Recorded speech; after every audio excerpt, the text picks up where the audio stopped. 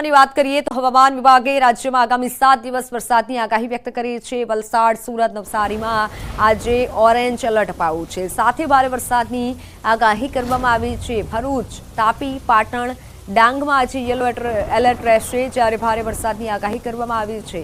સૌરાષ્ટ્રમાં પણ આજે યલો એલર્ટ સાથે ભારે વરસાદની આગાહી કરવામાં આવી છે। ઓગસ્ટ મહિનામાં સૌરાષ્ટ્રમાં તેમજ દક્ષિણ ગુજરાતમાં सामान्य करता ओछो वरसाद नोंधावानुं अनुमान है। आने वाले 7 दिनों के लिए गुजरात स्टेट के सारे डिस्ट्रिक्ट कवर हैं, जिसमें लाइट टू मॉडरेट रेन का पूर्वानुमान है।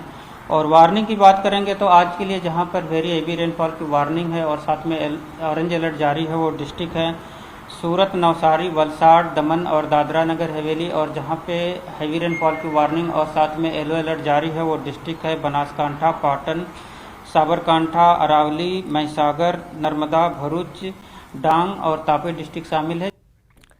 राजकोट आकांड मामले हाईकोर्ट में सुनावणी। एम्यूजमेंट नियमों अंगे हाईकोर्ट ने सवाल छे, शुं नियमों घड़ी राखवामां आव्या छे? हाईकोर्टे आ मोटो सवाल कर्यो छे। एम्यूजमेंट नियमों अंगे कोर्टे सरकारने आ मोटो सवाल कर्यो छे। जो हाँ तो नोटिफिकेशन जाहेर करायुं छे। जुदी जुदी रमतो अने तेना साधनों अंगे नियमों नक्की करवामां आव्या होवानुं राज्य सरकारनो स्वीकार। ज्यारे प्रवेश अने निकास मामले पण नियमों घडवामां आव्या। जुदी जुदी गेम्सने व्याख्यायित करवामां आवी अने ते मामले तबक्कावार लायसन्सनी पण जोगवाई करवामां आवी। स्वीकार करवामां आव्युं छे सरकार तरफथी पण अने आ तरफ हाईकोर्टे पण महत्वना सवाल कर्या छे आ कांड मामले। विदेशी दारूनी चर्चा वच्चे देशी दारूना अड्डा पर रेड पाडवामां आवी। राजकोट पोलीसने रेड दरमियान कंई न मळ्युं। तमाम पोलीस मथक विस्तारमां रेड करी हती। जंगलेश्वर, पोपटपरा, रुखड़िया, रैयाधारमां रेड करी हती। आजी नदीना पटमां पण रेड करी हती, परंतु पोलीसना हाथे कंई न लाग्युं। राजकोटमां गईकाले ज दारूना 2 बनावो सामे आव्या हता। सिविल होस्पिટલમાં देशी दारूનું વેચાણ થતું હતું, તો શહેરમાં એક સ્થળે જ જાહેરમાં એક વ્યક્તિ વિદેશી દારૂ પીતો હોય તેવો વિડીયો પણ સામે આવ્યો હતો। જોકે સવાલ એ થાય છે કે રાજકોટ પોલીસ ફક્ત દેશી દારૂના અડ્ડાઓ પર જ કેમ તપાસ કરી રહી છે? વહેલી સવારે હુડકો વિસ્તારમાં પોલીસે તપાસ કરી હતી। જોકે આ વિસ્તારમાંથી પોલીસને કંઈ ન મળતા ખાલી હાથે ફરવું પડ્યું હતું અને અન્ય વિસ્તારમાં તપાસમાં પોલીસ જોડાઈ હતી, પરંતુ જે પણ વિડીયો વાયરલ થયા છે તેને લઈને અનેક સવાલ ઉઠી રહ્યા છે કે કેમ પોલીસે દેશી દારૂ જ પકડવો છે? વિદેશી દારૂ સાથે એક વ્યક્તિ પકડાયો હતો, એક વ્યક્તિનો જે વિડીયો વાયરલ થયો હતો તેને કેમ પોલીસ નથી પકડતી? તેવા અનેક સવાલો થઈ રહ્યા છે। પોલીસ ઉપર સવાલો એટલા માટે ઉઠે છે કેમ કે જાહેરમાં એક વ્યક્તિનો વિડીયો વાયરલ થયો છે। રાજકોટ પોલીસ દ્વારા અત્યારે જે છે શહેરના અલગ અલગ વિસ્તારોમાં જે છે અત્યારે દરોડા પાડવામાં આવી રહ્યા છે, ચેકિંગ કરવામાં આવી રહ્યું છે। દેશી દારૂના અડ્ડાઓ જે જગ્યાએ હોય ત્યાં અત્યારે જે આ ચેકિંગની કામગીરી હાથ ધરાઈ રહી છે। આપ સીધા દ્રશ્યો જોઈ શકો છો કે રાજકોટ શહેરનો જે આ વિસ્તાર છે ત્યાં અત્યારે પોલીસ પહોંચી છે અને પોલીસ દ્વારા અત્યારે જે છે એ ચેકિંગની કામગીરી પણ હાથ ધરવામાં આવી રહી છે। અલગ અલગ દારૂના જે શંકાસ્પદ સ્થળો હોય છે ત્યાં અત્યારે ચેકિંગની કામગીરી હાથ ધરાઈ રહી છે। પોલીસ દ્વારા જે છે રાજકોટ પોલીસ કમિશનર દ્વારા આદેશ કરાયો હતો અને જેના પગલે અત્યારે જે છે ચેકિંગની કામગીરી પણ કરાઈ રહી છે। જોકે હાલ જે રીતના વાત કરવામાં આવે તો શહેરના તમામ હોડમાં આ તમામ વિસ્તારોમાં કે જે જગ્યાએ દેશી દારૂ વેચાતો હોય એવી આશંકાઓ હોય તેવી તમામ સ્થળો પર અત્યારે ચેકિંગ પણ કરાઈ રહ્યું છે। કેમેરામેન કેવી નિમોસ સાથે હાર્દિક જોશી, ન્યૂઝ 18 ગુજરાતી, રાજકોટ। તો સુરેન્દ્રનગરની સંયુક્ત પાલિકા કચેરીના કમ્પાઉન્ડમાંથી બિનવારસી તેમજ ફેંકી દીધેલી હાલતમાં રેશન કાર્ડનો જથ્થો મળી આવ્યો। અંદાજિત 20થી વધુ રેશન કાર્ડનો જથ્થો કચરામાંથી મળી આવ્યો। કચરામાંથી રેશન કાર્ડનો જથ્થો મળી આવતા લોકોમાં તંત્ર સામે રોષ જોવા મળ્યો। રેશન કાર્ડનો જથ્થો ક્યાંથી આવ્યો, કોણે ફેંક્યો તે અંગે ચર્ચાઓ થઈ રહી છે। થોડા દિવસો પહેલા મુખ્ય પોસ્ટ ઓફિસ પાસેથી પણ કચરાના ઢગલામાંથી રેશન કાર્ડ મળી આવ્યા હતા, ત્યારે તંત્રની કામગીરી સામે સવાલો ઉઠ્યા છે।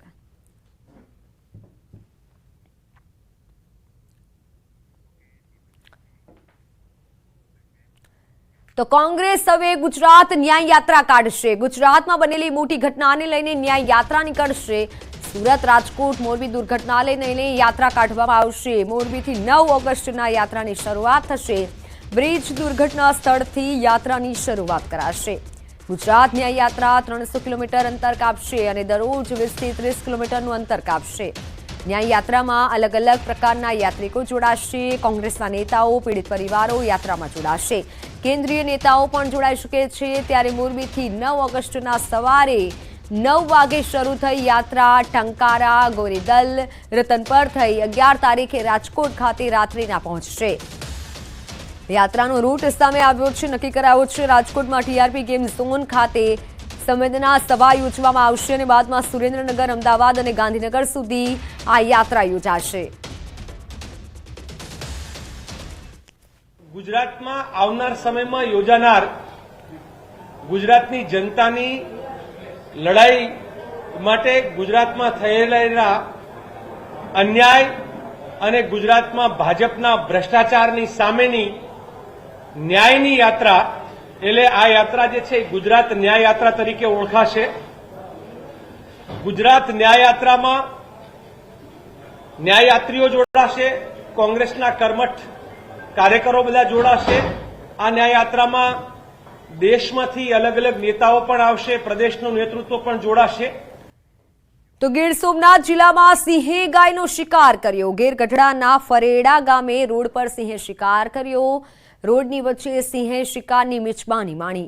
સિંહને જોવા લોકોનું ટોળું ઉમટ્યું હતું. શિકારનો વિડીયો સોશિયલ મીડિયામાં વાયરલ થયો છે.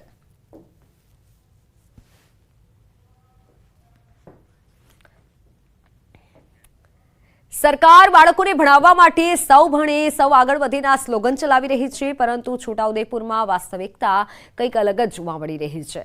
છોટાઉદેપુરના નસવાડીના ખાપરિયા ગામના બાળકોને અભ્યાસ કરવો છે, પરંતુ શાળા જર્જરિત હાલતમાં છે.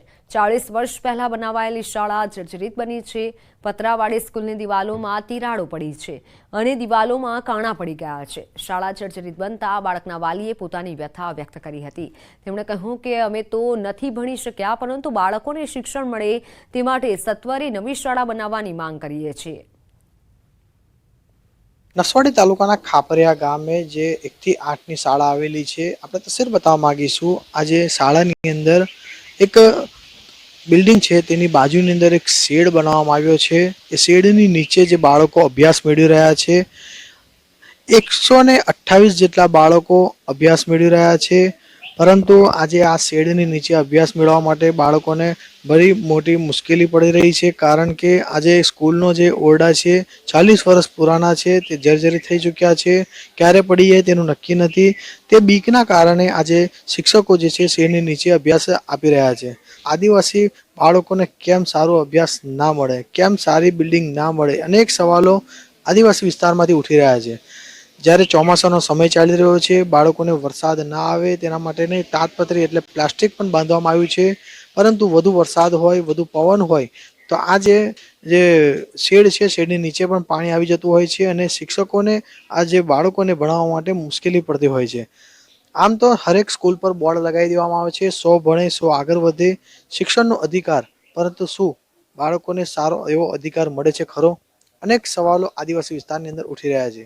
આજે ખાપરિયાના જે સરપંચ છે, ખાપરિયાના વાલીઓ છે અને શિક્ષકો છે, તંત્રમાં જાણ કરી છે કે આજે શાળાની અંદર ઘણી મુશ્કેલી પડી રહી છે, નવી બિલ્ડિંગ આપવામાં આવે, પરંતુ હાલ સુધી કોઈ પણ કામ કરવામાં આવ્યું નથી. સેજબ ખત્રી, ન્યૂઝ 18 ગુજરાતી, છોટાઉદેપુર. આ પત્રોવાળી નિહાર છે એ બહુ જૂની નિહાર છે, 40-45 વર્ષ પહેલી બનેલી અને તેડો બધી પડી ગઈ. હવે છોકરા બે કઈ અને અમે તો નહીં ભણ્યા, પણ અમારા છોકરા સારી રીતે ભણ્યા એવી અમે આશા રાખીએ છીએ. જર્જરિત શાળામાં બાળકોને બેસાડવાની શિક્ષણ વિભાગે મનાઈ ફરમાવી છે. ત્યારે હાલમાં બાળકોને શાળાના કમ્પાઉન્ડના શેડ નીચે તો કેટલાક બાળકો ગ્રામ્યજનોના મકાનોમાં બેસાડવામાં આવી રહ્યા છે. અહીં ભર ચોમાસામાં વરસાદ પડે તો બાળકોના કપડાં, બેગ સહિતની સામગ્રી પલળી જાય છે. ત્યારે શાળામાં અભ્યાસ કરતા 1 થી 8 ધોરણના 124 બાળકોનો અભ્યાસ બગડી રહ્યો છે. શાળાના આચાર્ય અને ગામના સરપંચે પણ શિક્ષણ વિભાગને જાણ કરવા છતાં હજી સુધી નવીન શાળા બની નથી. શાળાના આચાર્યએ કહ્યું કે શેડ ચારે તરફથી ખુલ્લો છે, જેથી વરસાદી પાણીથી બાળકો પલળે નહીં તે માટે પ્લાસ્ટિક મારવામાં આવ્યું છે. પરંતુ ભારે વરસાદ અને પવન આવે તો બાળકોને અભ્યાસમાં તકલીફ પડી રહી છે. સૌ ભણે સૌ આગળ વધે, સૌ બાળકોને શિક્ષણનો અધિકાર જેવા સૂત્રો દરેક શાળા પર જોવા મળે છે, પરંતુ ખાપરિયા ગામની શાળાના બાળકો શિક્ષણના અધિકારથી વંચિત હોય તેવું લાગી રહ્યું છે। ત્યારે સરપંચ, ગ્રામ્યજનો અને શાળાના શિક્ષકોએ બાળકો માટે સત્વરે નવીન શાળા બનાવવાની માંગ કરી છે। બાળકોને અમે શેડ નીચે બેસાડીએ છીએ અને વરસાદ આવે તો એના માટે તાડપત્રીની વ્યવસ્થા કરેલી છે અને સાથે સરકારને અમે વિનંતી કરીએ છીએ કે જેમ બને તેમ અમને આ સ્કૂલનું મકાનની મંજૂરી વહેલી મળે અને બાંધકામ શરૂ થઈ જાય। અમને જર્જરિત ઓરડામાં બેસાડવાની ના પાડેલ હતી એટલે અમે ત્યાં બાળકોને બેસાડતા નથી અને વૈકલ્પિક વ્યવસ્થા રૂપે અમે શેડમાં બેસાડીએ છીએ અને બીજા બાળકોને ખાનગી ઘરોમાં બેસાડીએ છીએ। આદિવાસી એરિયો છે અને પવન સાથે વરસાદ આવે જ છે એટલે તે દિવસે અમારે આ જગ્યા ભીની થઈ જાય છે, તે દિવસે અમારે બાળકોને શિક્ષણ કાર્ય કરાવવા માટે ઘણી તકલીફ પડે છે। મંજૂરી માંગેલી છે, મંજૂરી મળેલ છે, પણ હજુ કશું આગળ કાર્યવાહી નથી થઈ। મહત્વના સમાચારની વાત કરીએ તો પોલીસ વિભાગમાં વધુ એક પરિપત્ર જાહેર કરાયો। પીઆઈ અને પીએસઆઈ માટે પરિપત્ર બહાર પડાયો। 5 વર્ષ સુધી